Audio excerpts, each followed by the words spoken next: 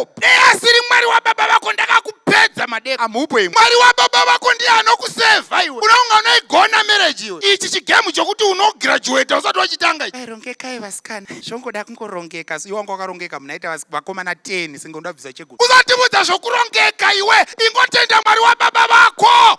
Paripo pamwe paunopinda pasingapindiki uchibuda nemhaka yemaprayers echemberi kusinovela uko. Nogona kudhiraivha iwe. It's like night driving ndo yangu haugoni. Same potoro rakatsika vamwe vakadonha. Ndoro uri kutsika uchifura sanga unogona kudhiraivha. Mwari wababa vako. Even usingavatumiri grocery pavanongodana vachiti muitire zvakanaka Fibion unokwa. Ndakarova chirungu chisingaiti muinterview. Chokuti kudi I love job.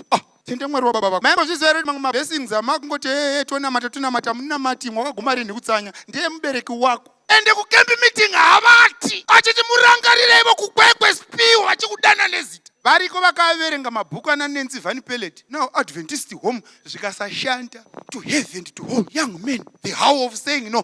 Vapedza kudaro ndobva varambwa. Tende Mwari wababa vako ukavona uchine marriage yakamira iwe. Ndogona kubika. Nonga murume unogara kuti panogona kubika. Unogona unogara kuEpworth. Kuchimba chakasvika apa. Panopinda akaenkera kahadhira achita zvekupinda neengu. Kusiya mansion. Chi? Unga munhu anogariswa nechikafu varume ava. Imbovatarira ugere padhuze nowako imbomutarisa kuti hauna kumira zvakanaka. Ndotenda Mwari wamudhara wangu. Varume ungamuchinja iwe murume wangu ndakamuchinja wakamuchinja ava koza wakaona varume mumamuvi vanochema kwai vemuno havachemi ava vanatafadzwa havachemi vanochema ndevekoko vamunovona vepaZeaworld vevanochema vemuno havachemi. Tenda Mwari wababa vako ende pavanorova naivo zvibhakera so panobva umwe achipfira raspberry iwe ndo panovhika chi ndirove tenda Mwari iwe ndongati inyaya structure inokugarisa muchinhu ichi kwai isisi mahelebon ini ndine board unongosiwa achinotsvaga umwe munhu kuti nestructure yachona hapana kuti munhu achona nikuuya here kana kuti ari kuinda hausisi.